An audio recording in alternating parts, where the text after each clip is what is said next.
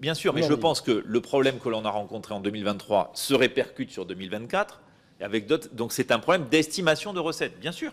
Mais j'ai l'impression que les recommandations d'ailleurs qui sont faites dans le rapport de l'IGF, qui certaines sont convergentes et inversement avec le Sénat, montrent bien qu'il y a un chemin pour essayer d'améliorer. Pour objectiviser la question de M. Tanguy, au-delà de la rapport de l'IGF, etc., c'est de savoir si, à un moment donné, dans les choses qui sont établies par les différentes directions, est-ce que vous, les ministres, d'une manière ou d'une autre, en amont, rentrent en compte ou pas, ou en fait, en réalité, ils se contentent d'avoir des retours qui sont, je veux dire, sans éléments de leur part, quoi. D'ailleurs, est-ce que c'est ça la question? Non, mais attendez, je ne comprends pas. Notre souhait avec Bruno Le Maire, c'était de comprendre ce qui s'était passé. Donc on missionne l'inspection et on a envie de savoir.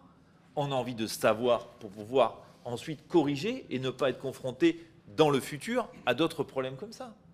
Donc on les missionne pour savoir, pour faire toute la lumière, et c'est comme ça qu'ils sont missionnés. D'accord, donc ils travaillent sans aucun élément. Ça, je vous le confirme, ils travaillent sans aucune pression, en totale liberté, et nous, ce que l'on souhaite, et ce que j'ai essayé de faire ce matin, c'est de donner tous les éléments pour éclairer les travaux, des éléments factuels, et je pense que c'est un élément de plus dans l'ensemble des données, des rapports, des auditions qui vous ont été communiquées pour éclairer le problème que nous avons rencontré, bien sûr. Christina Aguimella, il faut vraiment qu'on s'arrête, je suis désolé. Oui, j'entends bien, mais je pense que ce que vous venez de dire, Monsieur le Ministre, est-ce que, du coup, vous êtes convaincu que ces corrections ont été apportées pour 2025 ? C'est une bonne question, mais qui dépasse honnêtement maintenant ma qualité de parlementaire, membre de la Commission des Finances. Et donc, je ne m'adresse non plus à l'ancien ministre. Alors, monsieur le député qui siégeait dans cette commission des finances, qu'est-ce que vous pensez par rapport à la correction pour le budget de 2025 ? Non, mais je pense qu'il faut, sur les estimations de recettes, mettre en œuvre une grande partie des recommandations qui ont été faites, y compris par le Sénat. Par exemple, les intervalles. Moi, je crois beaucoup aux intervalles.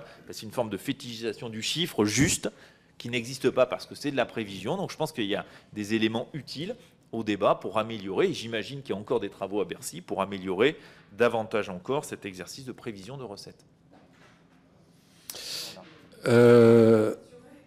Mathieu Lefebvre, est-ce que vous avez une question supplémentaire? Non, pas une question, Monsieur le Président, mais je regrette un peu la tonalité que prend la Commission. Je trouve que, objectivement, question de personnes, la mise en cause des hauts fonctionnaires, c'est pas du niveau de la Commission. Et il me semble qu'on a tous intérêt à aller dans le détail, impôt par impôt, pour comprendre ce qui s'est passé, qu'il y ait des raisons de politique économique, comme vous le dites, Monsieur le Président, ou des raisons techniques, comme je le crois. Mais je pense qu'on a intérêt à élever un petit peu le débat, parce que sinon, ça va être une foire d'empoigne, il ne va pas ressortir grand-chose.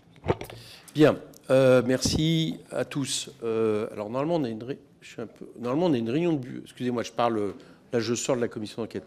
Oui, on a une réunion de bureau, mais je regarde les gens présents avec cette réunion de bureau. Bon, ok. Évidemment, Monsieur Lefebvre, vous y êtes invité. Monsieur Ciotti ne peut pas venir.